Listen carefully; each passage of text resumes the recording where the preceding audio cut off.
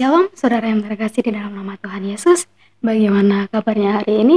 Saya berharap saudara dalam keadaan sehat walafiat dan tentunya dengan luar biasa.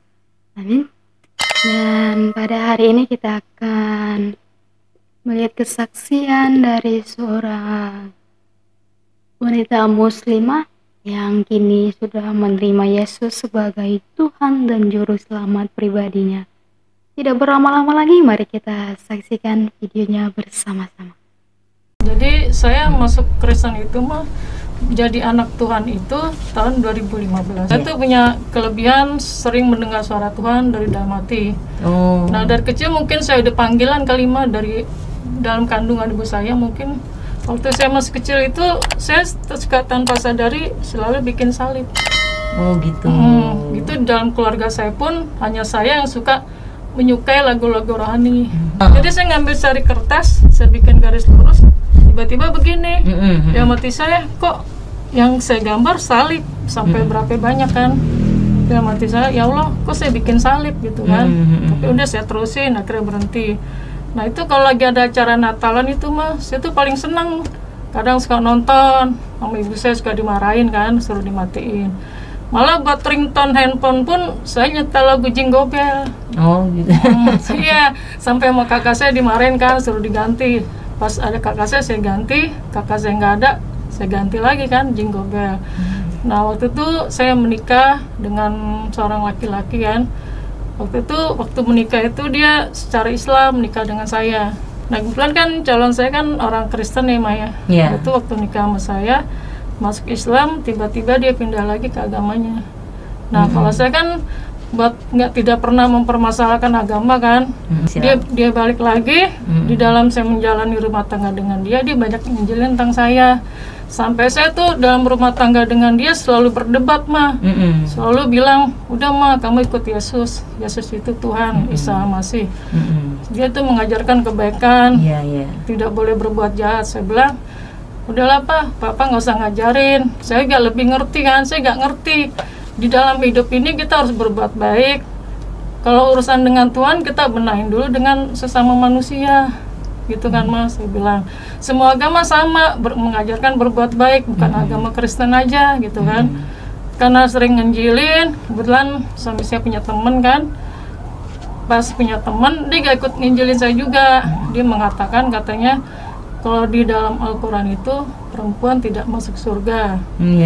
Ada di ayat apa? Nah saya marah nggak terima Mas. Saya bilang kok kayak gitu? Kasihan dong para istri yang sudah mengabdi dengan suami tapi tidak masuk surga. Yang masuk surga malah laki-laki. Nah saya nggak terima diinjilin. Nah karena saya orangnya penasaran ya mah, akhirnya saya terngiang-ngiang nih. Tiba-tiba saya tidur malam. Pas tidur malam saya bilang, ya Allah, saya mau tidur gitu kan. Sebelum mau tidur saya ingin bertanya kepadamu ya Allah.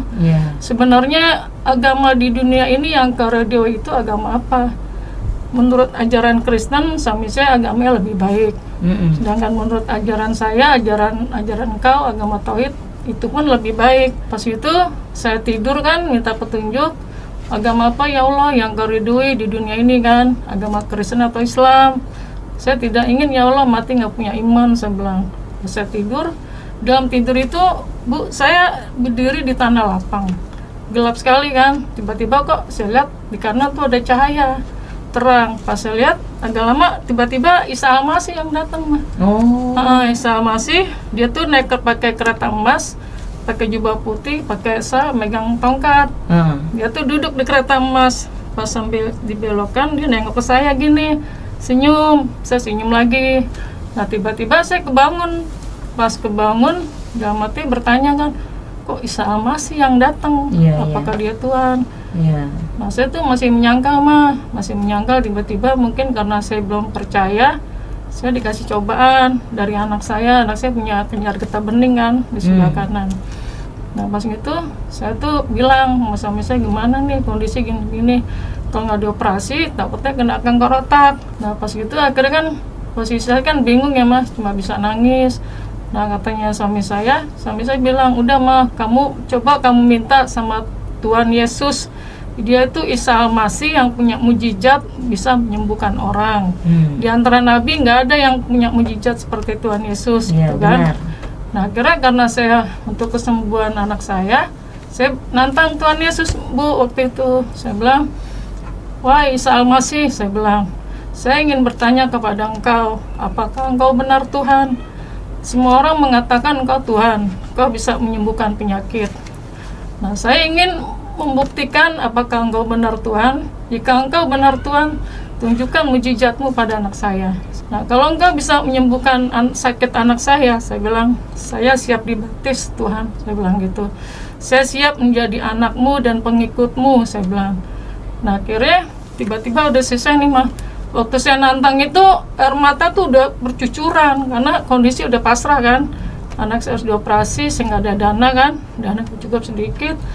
Pas malam saya berobat ke klinik Medika tuh. Pas lagi berobat saya keluar sambil nunggu panggilan sama suami saya, tiba-tiba ketemu dengan temannya Pak Setiadi kan. Pas ketemu ngobrol-ngobrol, diajak ke rumahnya, sampai anak saya itu udah dipanggil, Bu. Dipanggil, kata suami saya, itu mah Dewi udah dipanggil. Udah Pak, nggak usah diambil, Mama kan mau ngambil jalan Tuhan. Mama kan tadi nantang Nabi Isa, Nabi Isa itu Tuhan bukan, saya bilang. Mama ngambil jalan Tuhan untuk kesembuhan Dewi, saya bilang. Akhirnya ke rumah Pak Setiadi kan. Di Pak Setiadi itu didoain, ditumpangin tangan kan. Dibantu juga dengan pendeta Daeng dari Makassar kan. Daeng ya. Dibantu sama Pak Setiadi. Nah, di dalam menjamat tangan itu anak saya bilang, katanya di bawah tangan Pak Setiadi ini ada tangan lagi megang penyakitnya itu. Tapi katanya anak saya di bawah tangan Pak Setiadi itu seperti ada tangan lagi megang sakitnya itu kan. Nah, akhirnya didoain, ditarik, anak saya ngerasa ketarik, pengen teriak tapi nggak bisa teriak. Tapi pas sudah ditarik itu kan ada kesembuhan mah, katanya terasa dingin gitu kan. Akhirnya dikasih minum, kasih makan udah. Nah, akhirnya saya pulang. Nah, waktu di rumah saya masih menyangka lagi, apa benar ini Tuhan Yesus yang nyembuhin kan. Karena saya masih nggak percaya. Tiba-tiba ada lagi, Bu, di sebelah kiri, ya kan. Akhirnya saya bilang, kok ini ada lagi, mungkin kamu kurang percaya kalau Nabi Isa itu Tuhan, kata suami saya. Apa benar nih Tuhan Yesus yang nyembuhin? Tuh, karena kamu ngomong gitu nggak percaya, dikasih ujian lagi. Akhirnya dipanggil lagi, Bu, Pak Setiadi kan, didoain lagi. Kata Pak Setiadi, ini mau percaya nggak? Kalau masih nggak percaya percuma, saya bantu doakan. Ya, saya percaya sekarang. Didoain dengan Pak Setiadi, akhirnya sembuh untuk yang kedua kalinya. Karena saya percaya, seminggu dari itu karena saya udah punya najar ya, Bu. Akhirnya saya dibaptis dengan sekarang almarhum Pak Pendeta Junadi Salat. Gitu. Iya, dia dibaptis dengan beliau. Memang kalau Tuhan bisa menyembuhkan sakit anak saya siap dibaptis Tuhan. Gitu ya, dasarnya seperti itu. Pengikutmu, iya seperti itu. Ya, dalam saya menjalani jadi anak Tuhan, ujian hidup saya berat mah. Waktu setelah keluarga saya mendengar saya ikut Isa Al-Masih, Tuhan Yesus, itu keluarga pada musuhin saya, Bu. Dimusuhin. Sampai saya bilang, kalau keluarga saya bilang, lo tega ngomongin kita semua, gitu kan. Lo nggak kasihan, Tita, lo nggak kasihan sama orang tua lo. Orang tua lo sekarang lagi disiksa katanya, di api neraka karena ngambil jalan lain kan. Gitu saya bilang, ya habis gimana nong? Kan ini di jalan Tuhan juga, kan Tuhan yang memilih gue masuk Kristen gitu kan. Nah, gue juga masuk Kristen karena mujizat Dewi sembuh karena Dewi sakit. Kalau Dewi nggak sakit juga gue nggak masuk Kristen nong. Siapa sih yang mau masuk Kristen? Sampai ngomong kayak gitu kan. Nah, karena mungkin panggilan juga buat saya kan, saya bilang saya ikut Isa Al-Masih sampai sekarang. Ya, pas waktu saya terima Tuhan Yesus itu, suami saya senang mah. Karena kan jadi ikut dia kan. Akhirnya saya ke gereja bareng, yang ikutin ibadah seperti biasa. Gitu waktu saya selama jadi anak Tuhan tuh jiwa saya tenang mah. Kayaknya badan terasa ringan gitu kan. Jujur mah, kadang-kadang ini di hati saya sendiri suka ada yang bernyanyi gitu. Misalnya Tuhan Yesus baik. Nah, tiba-tiba saya ngomong sendiri. Selalu ada puji-pujian ya. Puji-pujian dalam hati kan. Tiba-tiba saya keluar. Karena kan saya biasanya emang suka nyanyi puji-pujian. Nah, di saat saya lagi nggak nyanyi, tiba-tiba sini kayak ada yang nyanyi mah. Tiba-tiba saya yang saya keluar nyanyi yang di dalam hati ini gitu, seperti itu. Itu waktu saya ke Tuhan Yesus itu ujiannya berat mah, ujian anak, ujian ekonomi kan. Tapi saya nggak menyerah, karena saya yakin hidup di jalan Tuhan Yesus ada jalan ada jalan keluar. Waktu itu pernah Mas saya mengalami masalah kan, tiba-tiba ini di sebelah kuping saya ada yang bisik, udah kamu pindah aja, kamu ke agama kamu dulu. Suruh gitu kembali kan. lagi.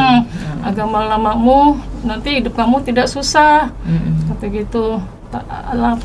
Pas saya dengar itu ada 2 kali mah, tiba-tiba saya ngomong gini, Tuhan Yesus, meskipun hidup saya susah ikut dengan Engkau, saya tidak akan pernah meninggalkan Engkau hingga akhir hayat saya.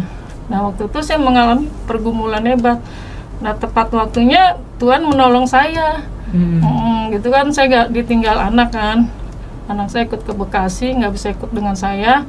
Di dalam anak saya meninggalkan saya berdoa terus supaya Engkau bisa membalikkan anak saya kepada saya, biar bisa kumpul lagi kan. Nah, saya pengen dia tinggal di rumah yang bagus. Akhirnya saya bilang, kalau kamu nggak kuat hidup sama mama, terserah kamu pilih. Akhirnya tinggal di kakak saya. Nah, selama anak saya meninggalkan saya itu, saya selalu berdoa sama Tuhan Yesus, Tuhan Yesus, tolong balikan anak saya kepada saya. Saya ingin mengajarkan anak saya tentang firman-firman Tuhan gitu kan, supaya bisa dekat denganmu. Tapi dengan jalan apa saya tidak tahu.